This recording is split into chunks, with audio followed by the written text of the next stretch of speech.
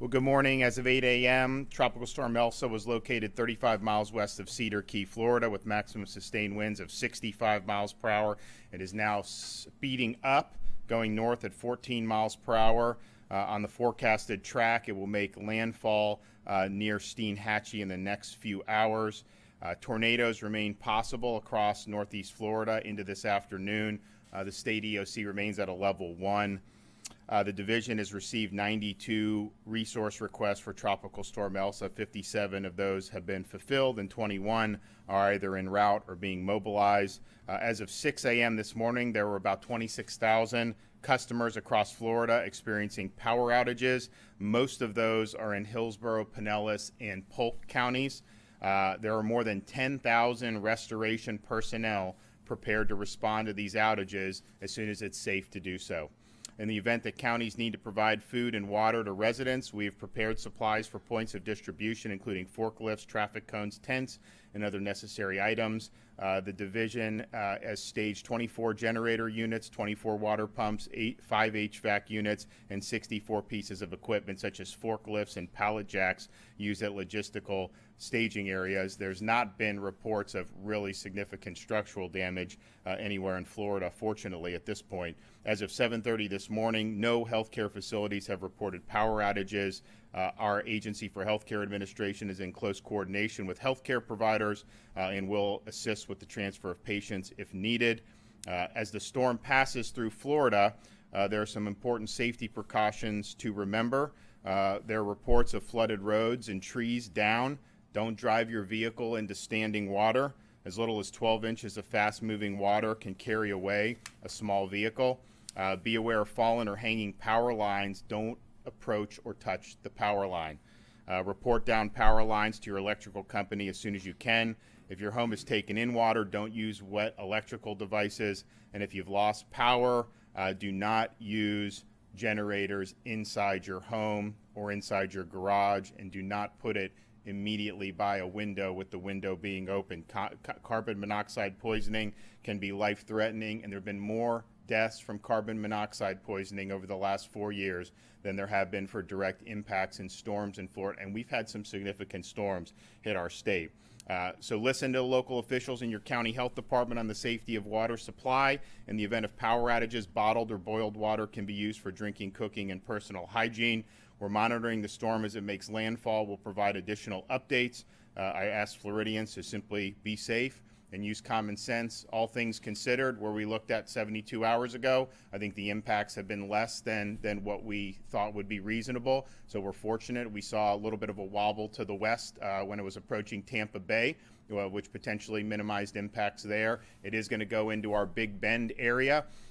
Not a lot of population there, but I think we're going to be monitoring over the next few days how that affects the river levels and some of the potential for flooding. Northern Florida has been very saturated over the last couple weeks, so this is going to dump a lot of rain on there and is going to exacerbate any of those issues. I'm going to let Kevin Guthrie come up and provide additional update. Thank you, Governor. Again, thank you, Governor, and thank you for your leadership, as always. Thank you for stressing the importance of storm safety, especially as we begin to see some of those power outages coming in.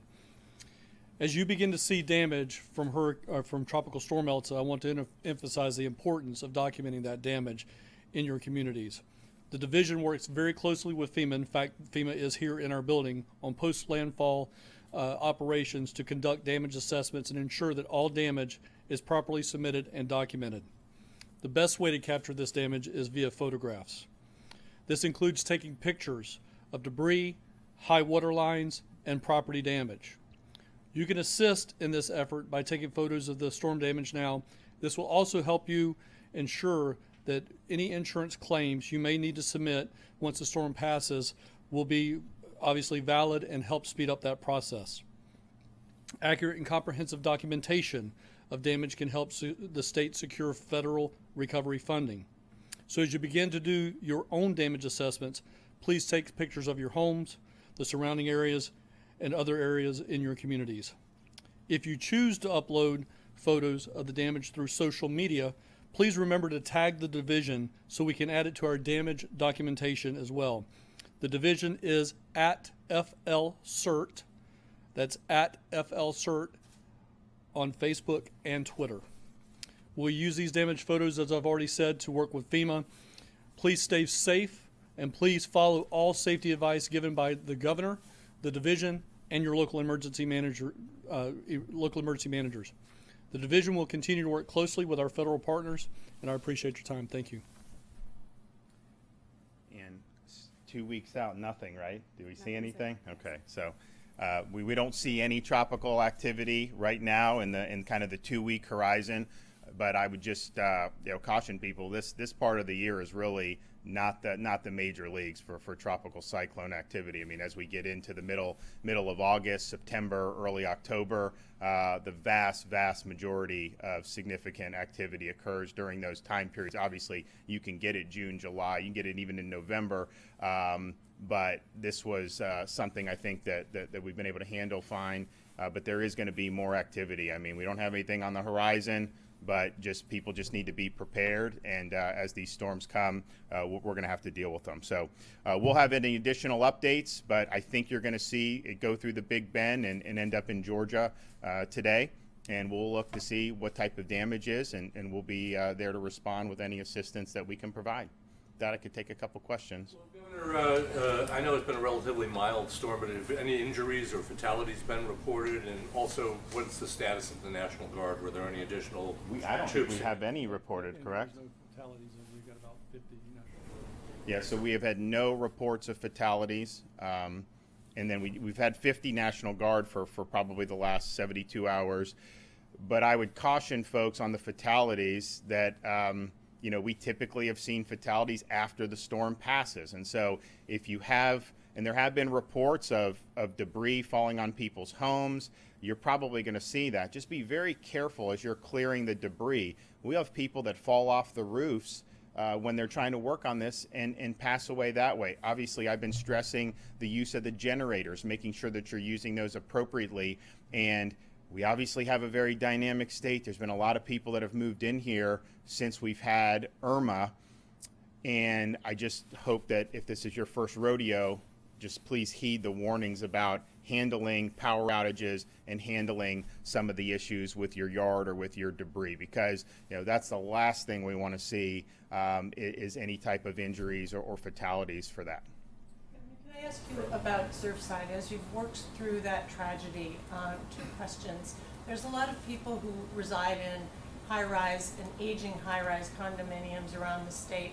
Is there anything that you think that the state should be doing? Do you support asking for recertification of some of those very old buildings?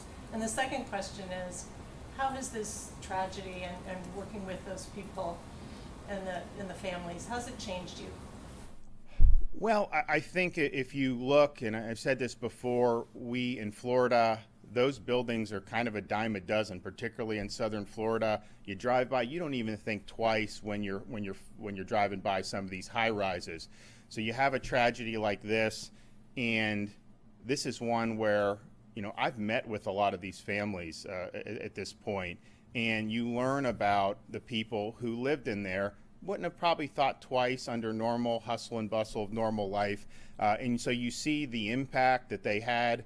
And I mean, these families, these are big, some of them big, beautiful, great families. And their lives have been shattered with this. And I think in different ways, depending on the individual that's missing. But you see that pain is very, very deep. And I think the fact that the building came down and there was a waiting game, and those search and rescue were there. They were doing everything they could. They did everything right. The Israeli team, when they came, said that those Miami-Dade folks were doing everything right. But I think the agony of not knowing, could there be a rescue? Could they potentially see one of their loved ones? And then you wait, and then you don't have the news. And I've talked with them and say, we just wait by our phones, not knowing when we're going to get any type of news. And so I think not knowing has deepened the agony and deepened the grief. And of course, those guys are working around the clock to be able to identify everybody. But it's been, I think, a unique tragedy. You don't expect to see that many that many folks impacted. When I first got the reports early morning, they said a partial collapse, and I was thinking like maybe some balcony or some part of a building, but then when you look at it, I mean, it was a massive collapse of a structure, which just doesn't happen in this country, and I think it's been devastating for Surfside, but also the broader community in southern Florida, and really Florida and throughout the world. I mean, those folks, we have people coming from all over the world to mourn the tragedy. I mean, these are folks who touch people. I mean, I talked to the Israeli prime minister. I mean, obviously they sent folks. We have a lot of folks who had connections in Latin America, and then obviously right here in our own communities. And so it's going to be tough. I think it's going to be tough to get everyone back on their feet. I mean, even the folks who didn't lose anyone but then left their units. I talked to folks that literally, if their unit was 10 yards more in one direction, they would have been in the rubble. And they actually have pictures of showing as they're leaving. You have people that escape. That's a very traumatic experience. And then all their possessions are basically gone. Their home is now gone. And I was, when the building was demolished, I asked, is there any way we can let them go in and get their possessions? And every single person said it was too dangerous to be able to do that. And so, and that's very sad, because you have everything from valuables to family heirlooms to all these other things. So now yes, all of them 100% thankful that they're alive and with us. But you look at that, getting those folks off their feet, what's that going to be doing in terms of the mental health and the traumatic experience? And then, of course, the families that lost somebody, it's going to be a deep wound for a long time. And but as tragic as it's been, I think the outpouring of support has shown a lot of great parts of our community. Certainly the people that are first responders, and they are invested in this mission. I mean, you got to pull these guys off that pile. They want to be there. They want to be able to identify. They want to be able to participate in this rescue mission, and it's something that's really deep in them in terms of accomplishing the mission. And then as new people come in, we've had teams from out of state come in to give our guys some relief.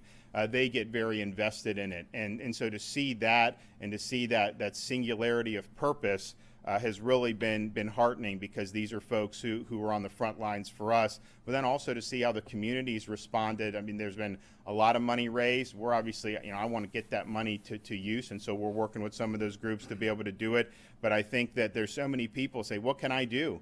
They want to do more. We're going to be able to do a lot more even, once we get past this initial search phase. So I don't think the state's ever going to quite be the same. And, but I'll tell you, you never want to go through the tragedies, but those folks there, they are leaving a very impressive legacy. And for those who are missing, for those who have been identified as being deceased, the impact that they've had, not just on Florida, but through folks all across the country and the world, has really been profound. Aren't there some concerns, though, that this could impact the real estate market? Oh, so here's what I would say. So we obviously want to be able to identify, why did this happen?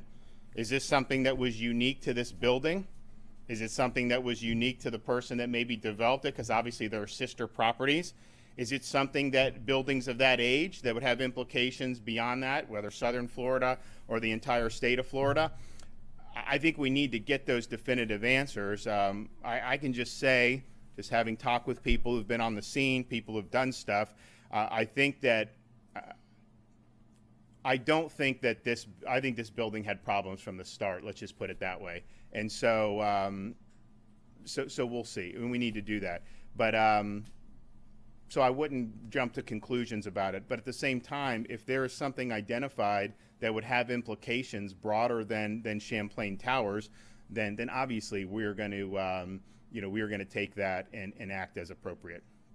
Okay, well, I don't know if we're going to need to do any more updates depending on what happens. Obviously, if there's more damage, we'll be back, and we potentially could end up going down to some of these places. But by and large, I think that the local response, everyone was ready to go. They did a great job. Clearly, this could have been worse from what we were looking at 72 hours ago, but you're always better to be prepared. And so that's what we did, and we're happy that everyone had all hands on deck over the last couple days. Thanks.